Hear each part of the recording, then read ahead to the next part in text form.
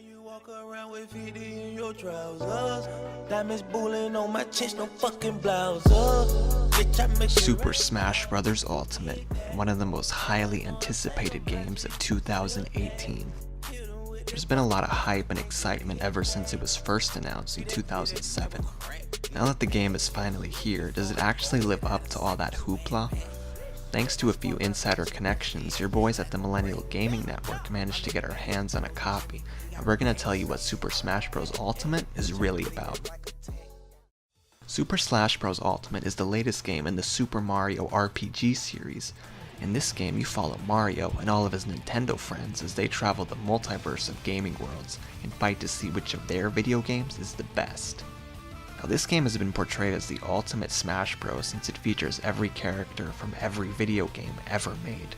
And that's a direct quote from Masahiro Sakurai, the creator of Nintendo and lead developer of Smash Bros. I mean, it's got Ryu from Tekken, Cloud from Kingdom Hearts, and even Snake from Splinter Cell. It's quite an ambitious feat, but there's more to a fighting game than just its roster, so let's talk about the most defining feature of a video game first. So the story in Ultra Smash Bros. Ultimate goes something like this. All of the Scratch Brothers are having a Budokai Tenkaichi tournament, and they're all having a good time, having fun, and trying to figure out whose video game is the best. Mario and Kirby are about to have an epic fight when suddenly a bunch of flying hands invade the skies and start fingering their way to our epic heroes. Eventually, they manage to brutally murder all of our heroes, except for Jigglypuff, who miraculously survives on a flying Nimbus. With everyone dead, you gotta take control of Jigglypuff and save all of the McNugget buddies by recapturing their lost souls. Once you finally retrieve your friends, you fight the main boss of the game, which to my surprise was Glover from the Glover series, which was originally on the Nintendo 6.9. I really enjoyed this inclusion, but the stupid thing is you can't actually play as Glover even after beating him. He's just a boss and that's it. While the story itself was pretty good, there were nice cinematic cutscenes and I felt involved in the experience.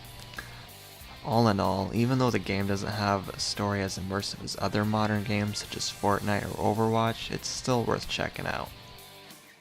Well, now that I got the story out of the way, I'm gonna leave it to Switch Lover 97 to give you the inside scoop on the roster. Hey guys, Switch Lover 97 here. Let's talk a little bit about the roster for the game. Super Smash Bros. Directing master Hideo Kojima really outdid himself this time around, packing this game with everyone who's ever been in the series thus far. You got your heavy hitters like Mario, Zelda, Metroid, even Kid Icarus is back after being absent since Brawl. Miraculously, even managed to throw together some newcomers, although I do find the additions a bit concerning. Don't get me wrong, I'm glad we finally got Isabella and Chrom, but who the hell is Richter? We have enough Fire Emblem characters already. Simon? Nintendo really needs to move on from the past and put characters people actually want, like Sans from Undertale and Shantae. Those are the characters people want, characters who are relevant. Wouldn't it be way cooler to have someone from Fortnite? Or Overwatch? Instead we're stuck with a couple of oversized reptiles from games that were only popular in the 90s. Possibly the worst newcomer added to the game is Wolf from Star Fox Zero. That game seriously sucked balls. It's 2018 Nintendo, give me Minecraft Steve or that hot robot chick from Nier Automotive. You know, the one with the big whoa. And Noctis, what the fuck? That was the best Final Fantasy I've ever played. Why the fuck is Cloud in this shit? Pocket Edition is actually on the Switch. Anyways guys, I'm sorry for the rant here. For the most part, the roster is pretty good. I'm glad we actually got fan favorites this time like Bomberman, Waluigi, and Shovel Knight. At least we didn't get something too irrelevant like that kid from Golden Sun or a meme like Gino. Now, even though the roster isn't perfect, the DLC for the game is looking promising. PD Piranha is scheduled to release in February 2019, and it's free for a limited time if you register the game. PD is a pretty good choice, I will admit that. Super Mario Galaxy was one of my favorite games on the GameCube. I would love to get more GameCube representation honestly. Croc 2 was one of my favorite games on the system. Anyways guys, I'm gonna get back to the game. Happy slashing!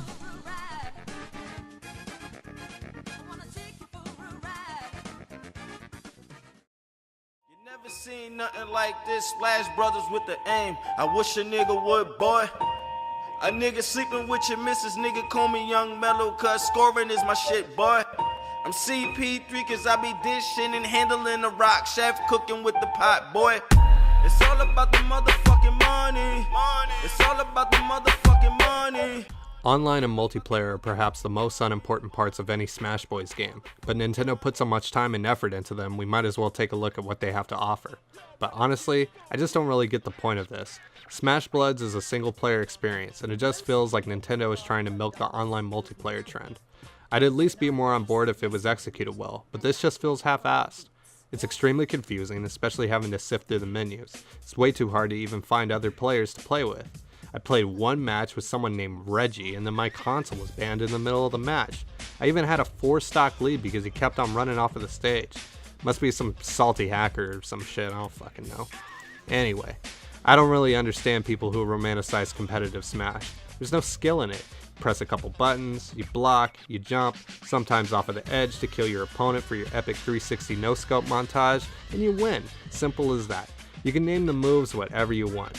Tilts, smashes, nairs, fairs, bears, airs, stairs, hairs, lairs, tears, cares, pairs, dares, wears, shares, snares, and taunts. But how hard do you really think it is for me to put my stick in one direction and press a button? I'll tell you right now, not that hard. Where are the quarter circle inputs, half circles, full circles, DPs? There's no parries, no block strings, no meaties, and where is the fucking health bar? I mean, I've played Smash before. I'm kicking someone's ass, they're at 200+%, I'm at like 40, and he ends up final smashing me or some shit. I outplayed my opponent the whole game and I'm not rewarded for it. This shit is for lagging, camping, drone cucks who just flowchart their way to a bullshit ass win.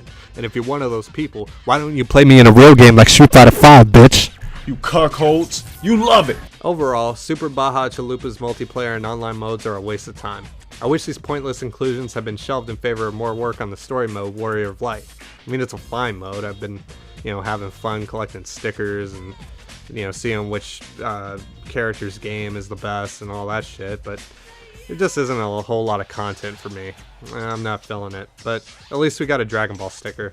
Whatever.